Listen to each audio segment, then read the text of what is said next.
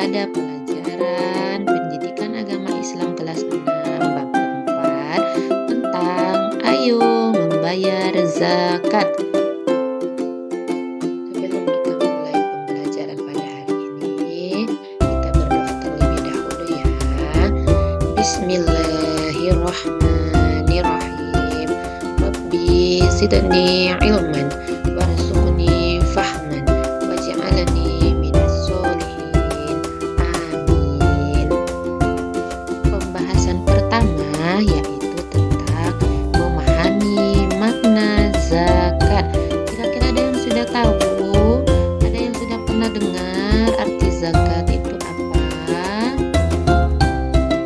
Sekarang mari kita bahas tentang pengertian zakat. Zakat berasal dari bahasa Arab yaitu kata zakah yang berarti bersih, suci, subur, berkat, dan berkembang.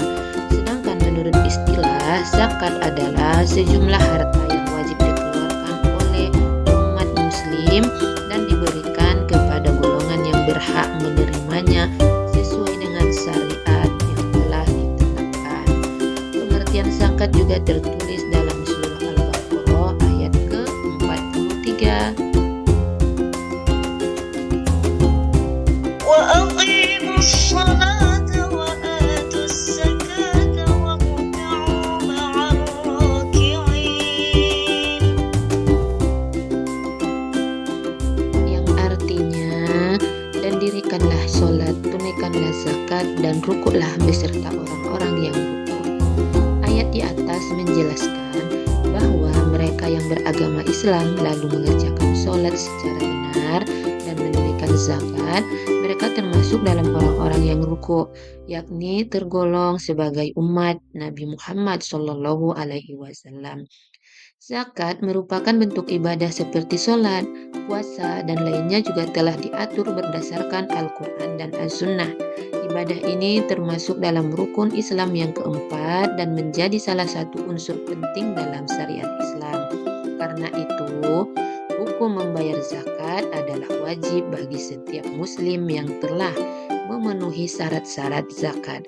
Selain ibadah wajib, zakat juga merupakan kegiatan amal sosial kemasyarakatan dan kemanusiaan yang dapat berkembang sesuai dengan perkembangan umat manusia. Setiap orang wajib menunaikan zakat jika memiliki syarat-syarat wajib zakat seperti tertulis di bawah ini. Yang pertama yaitu beragama Islam. Zakat hanya dikenakan kepada orang-orang yang beragama Islam. Selain Islam tidak diwajibkan membayar zakat. Yang kedua, berakal dan balik. Yang ketiga, dimiliki secara sempurna. Harta yang akan dizakatkan merupakan milik sendiri di tangan individu dan tidak berkaitan dengan hak orang lain atau harta tersebut disalurkan atas pilihannya sendiri. Yang keempat, mencapai nisab. Nisab adalah batasan antara apakah kekayaan itu wajib zakat atau tidak. Jadi, harta yang dimiliki seseorang telah mencapai nisab, maka kekayaan tersebut wajib dizakati. Yang selanjutnya, sudah ada masa 1 tahun atau yang disebut dengan haul. Pembahasan yang selanjutnya tentang macam-macam zakat. Tahukah kalian kewajiban umat muslim itu bukan hanya mengeluarkan zakat fitrah di bulan Ramadan atau menjelang Idul Fitri, tetapi mengeluarkan zakat mal atau zakat harta jika telah mencapai batas jumlah tertentu dan 1 tahun atau nisabnya sudah mencapai wajib juga. Nah, apa itu zakat fitrah? Zakat fitrah adalah mengeluarkan beras atau bahan makanan pokok lainnya sebesar 2,5 kg atau 3, liter tiap orang. Beras atau bahan makanan pokok yang telah terkumpul tersebut akan dibagikan oleh amil zakat atau petugas pengumpul zakat kepada orang-orang yang tidak mampu. Biasanya para amil zakat membagikan zakat fitrah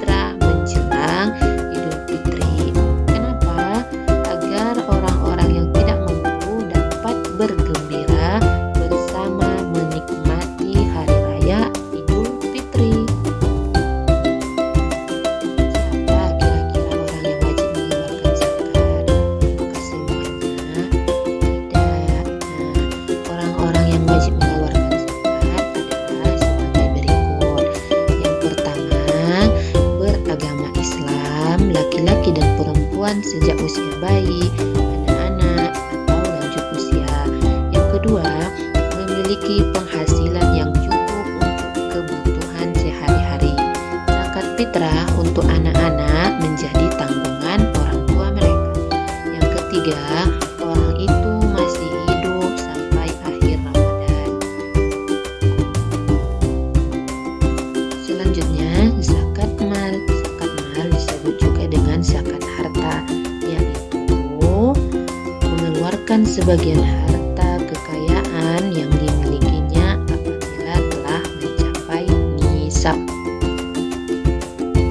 Apa itu nisab? Nisab adalah lama waktu suatu harta menjadi milik seseorang dalam jumlah tertentu. Misalnya, seseorang memiliki 85 gram emas selama 1 tahun, maka zakat yang harus dikeluarkan 2,5% dari harga emas tersebut. Terus, jika seseorang mempunyai perak 595 gram, sama dia juga dikeluarkan 2,5% dari harta tersebut. Zakat mal itu kira-kira gunanya untuk apa? Ya, benar. Zakat mal gunanya untuk membersihkan harta yang dimiliki, karena di dalam harta kita itu ada haknya fakir miskin.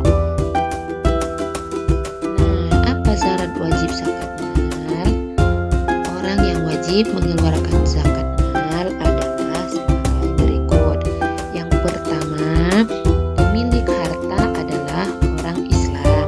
Yang kedua, pemilik harta telah balik dan berakal, tidak orang gila.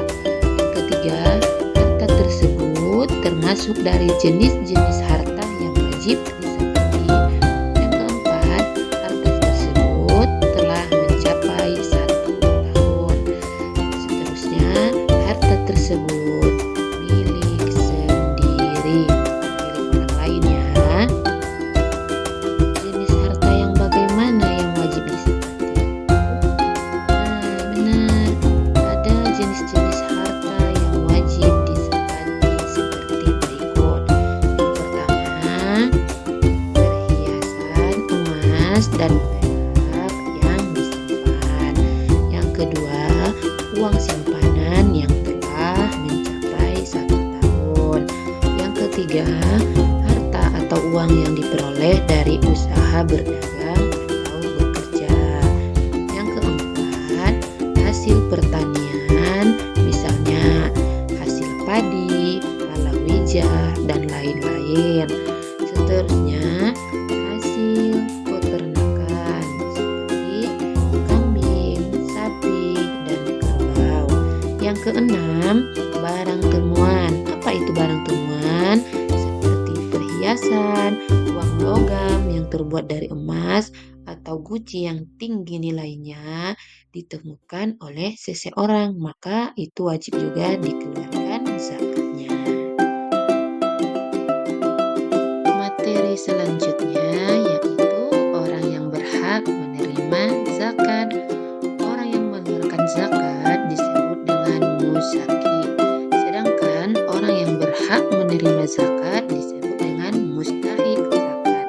Allah Subhanahu wa Ta'ala telah menetapkan golongan orang yang berhak menerima zakat dalam Quran surah At-Taubah ayat 60 berikut ini. إنما الصدقات للفقراء والمساكين والعاملين عليها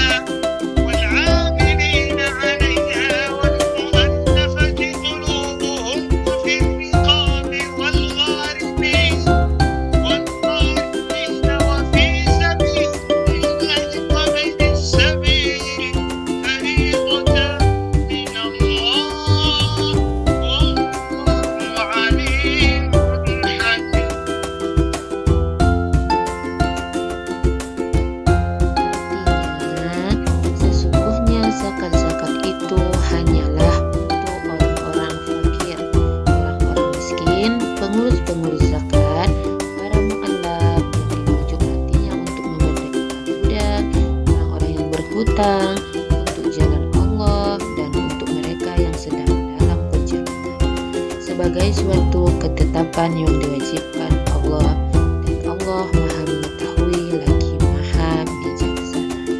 Dari ayat tersebut dapat kita simpulkan bahwa ada 8 golongan orang yang berhak menerima zakat. Yang pertama, fakir. Siapakah fakir itu? Yaitu orang yang amat sengsara hidupnya, tidak mempunyai tenaga dan harta untuk memenuhi kebutuhan hidupnya. Yang kedua, orang miskin. Siapakah orang miskin itu? Yaitu orang yang tidak cukup penghasilan untuk memenuhi kebutuhannya sehari-hari. Yang ketiga, pengurus zakat atau yang disebut dengan amil zakat, yaitu orang yang diberi tugas untuk mengumpulkan dan membagi-bagikan zakat. Yang keempat, mu'alaf, yaitu orang yang bukan Islam atau non-Islam yang berkeinginan masuk Islam untuk masuk Islam, dan orang yang baru masuk Islam yang imannya masih lemah. Yang kelima, ghorimin atau orang yang berhutang, yaitu orang yang berhutang karena untuk kepentingan yang bukan maksiat dan ia tidak sanggup membayarnya. Orang yang berhutang untuk memelihara persatuan umat Islam juga wajib menerima zakat. Yang keenam, ibni sabil. Siapakah itu? Yaitu seorang anak yang sedang menuntut ilmu agama namun kesulitan dalam pembiayaan. Yang ketujuh, hamba sahaya, yaitu budak yang harus dimerdekakan, tetapi pada masa sekarang budak sudah tidak ada lagi. Yang kedelapan, orang yang berjuang pada jalan Allah atau yang disebut dengan fisabilillah, yaitu orang yang berjuang untuk keperluan pertahanan Islam di masa Nabi, di zaman Nabi Muhammad Sallallahu Alaihi Wasallam. Atau fisabilillah itu juga bisa mencakup kepentingan-kepentingan umum seperti mendirikan masjid, musola, sekolah atau madrasah, rumah sakit, dan sebagainya. Pembahasan yang terakhir yaitu hikmah membayar zakat. Zakat termasuk dalam rukun Islam yang keempat. Ibadah ini menjadi salah satu ibadah wajib yang harus dilakukan umat Islam, terlebih bagi mereka yang memiliki kelebihan harta. Dalam Islam, seseorang yang memiliki kemampuan materi atau harta berlebih diwajibkan untuk membantu sesama yang membutuhkan bantuan. Salah satunya dengan cara yang biasa dilakukan adalah dengan berzakat atau sedekah. Zakat dan sedekah menjadi ibadah yang dilakukan dengan cara memberikan sesuatu yang kita miliki kepada orang lain. Namun, terdapat perbedaan mendasar mengenai keduanya. Dalam menunaikan zakat, umat Islam harus memenuhi beberapa ketentuan, seperti besarnya zakat yang harus dikeluarkan dan dilakukan pada waktu-waktu yang telah ditetapkan. Contohnya adalah zakat perniagaan yang nisabnya senilai dengan 85 gram emas dan haulnya selama 1 tahun. Sementara itu, sedekah adalah mengeluarkan sesuatu yang kita miliki, dapat berupa materi atau non-materi, kepada orang lain.